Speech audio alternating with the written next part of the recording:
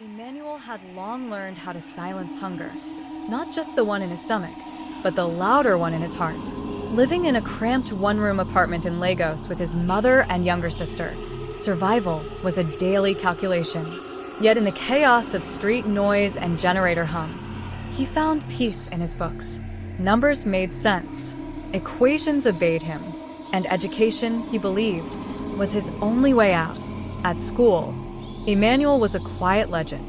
Teachers praised his brilliance, classmates admired him from afar, and even those who mocked his worn-out uniform couldn't deny his excellence. When news came that a prestigious scholarship sponsored by a wealthy businessman would be awarded to the top student in the state, Emmanuel didn't celebrate. He simply studied harder. This was not just an opportunity, it was his lifeline. The exam day arrived like Judgment Day. Weeks later, when the principal called his name during assembly, Emmanuel felt his world shift. He had won: fully funded education, a new school, and a chance at a future he had only imagined. For the first time in years, his mother cried tears of joy. But Emmanuel didn't know that this scholarship would give him more than a future.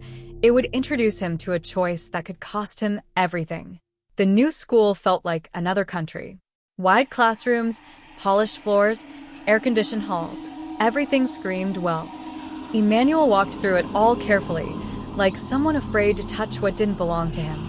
Here, students drove cars, spoke with confidence, and lived lives he had only seen in movies. It was during orientation that he first saw her, Amara. She wasn't trying to stand out, yet she did effortlessly. Her laughter carried warmth, and her calm confidence made others listen. Emmanuel didn't know who she was, only that something about her presence made him forget where he came from for a moment. Their first interaction was accidental. A dropped book, a shared smile, a simple thank you.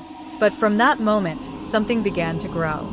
Amara was different from the others, kind, curious, and surprisingly easy to talk to. She asked about his dreams, not his background. She listened without judgment. As days turned into weeks, Emmanuel found himself looking forward to seeing her. Studying together became routine. Conversations became deeper. Laughter came easier. But unknown to him, Amara carried a truth that would soon change everything. Because Amara wasn't just another student. She was the daughter of the man who funded Emmanuel's entire future. The truth came unexpectedly. Emmanuel had been invited to a formal dinner organized by the scholarship board. Nervous and unsure, he wore his only decent shirt and followed instructions carefully. When the sponsor walked in, commanding respect and attention, Emmanuel froze. Standing beside the man was Amara. The realization hit him like a wave. His chest tightened. The girl he had grown close to, laughed with, and secretly admired. She was part of the world that had rescued him. The same world he feared disappointing. Suddenly, every moment they shared felt complicated. Later that evening, Amara found him alone. She could see the distance in his eyes. "I wanted to tell you," she said softly, "but I didn't want things to change." Emmanuel struggled to respond. His mind was filled with questions. Had she been pretending? Was he just a project? But her honesty broke through his doubts. She wasn't pretending. She genuinely cared. And despite everything, Emmanuel realized he felt the same way. Their bond deepened after that night, but so did the tension. Emmanuel knew one mistake, one wrong step, could cost him the scholarship. Loving her felt natural, but it also felt dangerous. For the first time in his life, success and happiness were pulling him in opposite directions. Rumors began to spread. Students noticed how often Emmanuel and Amara were together.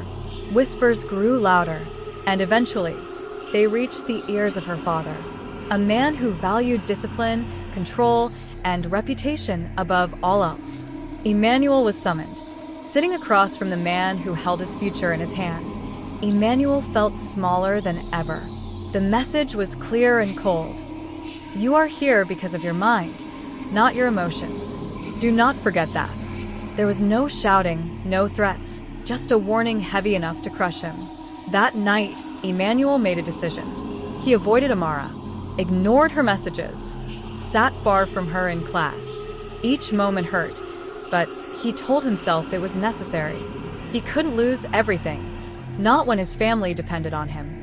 Amara confronted him eventually, her eyes filled with confusion and pain. "Is this what you want?" she asked. Emmanuel couldn't answer honestly. Instead, he chose silence, the only way he knew to protect both of them. But silence came at a cost. The joy he once felt disappeared. His grades remained high, but his spirit felt empty. He was winning the future he had fought for, but losing the happiness he had just found. Months passed and graduation approached. Emmanuel stood at the top of his class, exactly where he had always aimed to be. Opportunities awaited him. International universities, financial stability, a life far from struggle.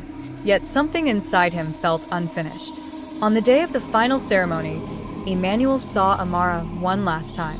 She smiled politely, but the warmth was gone. In that moment, he realized success without meaning felt hollow.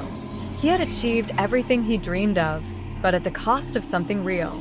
After the ceremony, he made a choice. He approached her, heart racing, and finally spoke the truth he had buried. He explained his fears, his sacrifices, and his regrets. He didn't ask for forgiveness or promises, only honesty. Amara listened quietly. Then, slowly, she smiled, not out of pity, but understanding. "You chose your future," she said, "but you forgot that happiness is part of it too." Their story didn't end with a perfect fairy tale, but it didn't end in regret either. Emmanuel moved forward with his dreams, this time wiser.